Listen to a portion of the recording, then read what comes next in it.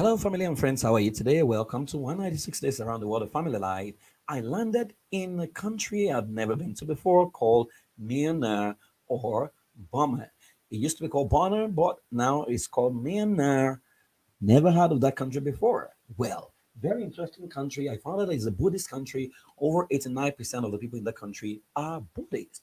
Very interesting family life. One of the best I have encountered. Myanmar, formerly Burma, is a Southeast Asian nation of more than 100 ethnic groups, bordering India, Bangladesh, China, Laos, and Thailand. Yangon, former Rangoon, the country's largest city, is home to bustling markets, numerous parks and lakes, and the towering gilded Shwedona Pagoda, which contains Buddhist relics and dates to the 6th century. Myanmar is the largest in mainland Southeast Asia and the 10th largest in Asia by area. Family is very important in Burma. So I'm going to be using Burma or Myanmar, depending on whichever comes. It's the same country. When asked how many people are in their family, people who sometimes give a number of 40s or 50s as uncles, great aunties, second cousins, many of whom live nearby and often consider a part of the immediate family. Burmese have a family time understanding why family members, have a difficult time understanding why family members in America lived in cities in different parts of the country. They are 89% Buddhists. Now, in Myanmar or Burma, number one is family is king. Family is extremely important to the life in Myanmar. However, it's important to recognize that the Burmese notion of family extends well beyond the nuclear family. As an example, there's no such thing as a cousin in Burmese culture. Cousins are understood and referred to as one's brothers or sisters. Men and women are usually called uncle and auntie, no matter the relation. A great deal of importance is attached to extended family relationship. Burmese families are also very close knit. In Myanmar, families are perceived to have a collective reputation of faith. In this way, the acts of an individual can impact the perception of the entire family by others, and the interests of the family supersede those of individuals. So they are basically taught personal responsibility, which is as a means of protecting the entire family. So you know when you misbehave, it affects your entire family. One's behavior is often immediately correlated to their upbringing in Myanmar, so they emphasize proper upbringing. It's said that bad language from a bad mother, bad body language from a bad father, as such, people are careful not to damage their family and parents' reputation. What a nation! Wow. Number two, they have matrilocal, matrilineal, and patriarchal family system. Families are generally matrilocal, matrilineal, and patriarchal. This means they trace families through the female line of heritage and may stay in a wife's family home for a year after marriage before moving out together. I'm sure Africans will not like this. Yet, the oldest male or the elder father or elder son has the most authority. In traditional Karen villages, there are many. There may be a village chief that is the authority for many families. Elders hold high status and respect in the family. They're often consulted on any major decision, and their opinion presides over most matters. The father of the family is called El Nad, that is Lord of the front house of the family, which also applies that the mother rules the rest of the house. So the term Lord of the front of the house will probably conjure up a stern and remote figure to be approached warily with humility and respect. Far be it. There is even a popular song, Ipa Ipa Ginkochita, meaning we love Big Daddy. Generally, we think father melts quicker than mother when a child shed a few crocodile tears. Mother sees through the child's foibles and fables, and when she picks up children, they're able to run and cry to their father. So fatherhood is bliss in Myanmar. Number three, there's pseudo gender equality. Now, of course, that can be traced to the fact that it's a Buddhist nation, and in Buddhism, the women, even though they are respected, they're slightly below the men. Now, Burmese women have generally enjoyed a high social and economic status relative to neighboring traditional culture. A sense of equality is encouraged between husband and wife, and women have had equal access to education, inheritance right, property rights, and divorce. However, there is some variation among ethnic minorities. For example, customarily, chain women cannot inherit family property. While women enjoy equal rights in most areas, they generally expect to perform the domestic chores for men in addition to any day job.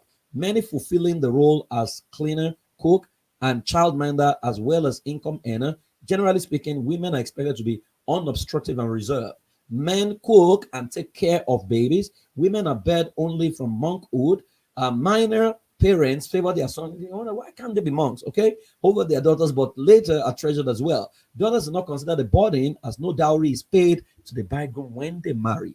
Traditionally, minor women are not aggressive and usually play second fiddle to their husband. Number four, when it comes to the marriage in Myanmar, it is rare for Burmese young adults to date casually. Marriage is almost always factored into interaction as the eventual goal. So there is no playing around, beating around the bush. They're very intentional. Opposite genders may begin socializing with one another as group in their teen years. If a young couple like each other, they generally date for a couple of years to decide if they will marry. They tend to only inform their respective families of the relationship once they are certain they will marry. It's very rare for a couple to marry without the approval and consent of parents, families. Arranged marriages are also customary in Myanmar. They are usually negotiated by a female family member, such as aunt or grandmother. In some cases, the families may consult an astrologer who can determine a couple's compatibility. The current people are generally free to choose their own partners. Polygamy is frowned out in Myanmar, and divorce is considered shameful. However, if divorce cannot be avoided, it is used as a last resort. Traditional Burmese folklore consider love to be destiny, as the Hindu god Brahma writes one's destiny in love on the child's brow when he or she is 6 years old, 6 days old, called Napusa, right? Destiny on the forehead. A bonus wedding can be religious, secular, or it's regular or simple. Now, when it comes to socialization, I love this country. Love and respect, rights and responsibility are the foundation of a Myanmar family, irrespective of religious creed. This holds true today as it did in ancient times, and its traditions that we hold there. But there is another basic element that knits a family together, although it has not been given much prominence, and that is love and humor that is very much part of the Myanmar family life. Not much has been said about the fun and laughter that a Myanmar family enjoys, but it is there. The ability of Myanmar people to look on the lighter, it's if not funny side of life, is carried over into family relationship. Myanmar people, as parents, are usually indulgent with children. Not no self-respecting mother will let her infant child cry, but pick it up at the first whimper. But the school-going age have been taught the basic of discipline and morality. So teachers don't really have so much problem because a child is well groomed. Education starts from the home. There may be some form of corporal punishment in poorer homes when the parents are ignorant. So when you see parents beat their children, it's basically because they're poor or they're very ignorant and under some financial stress. But downright physical or mental abuse of a child is very rare. And if there is, the neighbors will see to it that it doesn't happen too often. There may be tears, but there's also human affection. And number six, gender-based violence. Sadly, in its report on Human Rights Council in September 2018, the Independent International Fact-Finding Mission on Myanmar concluded that rape and other sexual violence have been a particularly egregious and recurrent feature of the targeting of the civilian population in Rakhine, Rakhine, and Shan states since 2011. So it's not in the entire nation. The mission found that sexual and gender-based violence was the hallmark of the Samados operation in northern Myanmar and in Rakhine. This violation, for most part, perpetrated against ethnic women and girls, were used with intent to intimidate, terrorize, and punish the civilian population as a tactic for war. The Tamadao was overwhelming the May perpetrator. So it's just a group and cannot define the whole. Punish women as maternal self-abnegators, meaning these women consistently forgo their own needs in order to give their children first priority. David Emma wrote in The Telegraph, desperate poverty and frequent food shortages in Myanmar make it very easy for traffickers to trick women into leaving for China and jobs that would never materialize. Instead, women are sold as wives. Prices for women range from 6,000 to 40,000 yuan, which is about 560 pounds to 3,750 pounds, depending on their age and appearance. But it doesn't go for the entire nation. But very interesting nation, well built, family life. I mean, they love it. If you want to go work here, I think you have a lot more to learn from Myanmar. So you can go there and learn, but you can also work. But I mean, it's pretty much a Buddhist culture, 89%. And you know what Buddhism stands for? So the orientation is from birth, right? And I think they're having a blast. So if you feel, say, areas where you need to mate, you can go, but you can actually, there's still room for improvement as in development is taking place. So you can go to school.iampraisforward.com or go to iampraisforward.com. You will find courses that can help you, especially family system engineering certification program. It will transform you and help you function across different culture.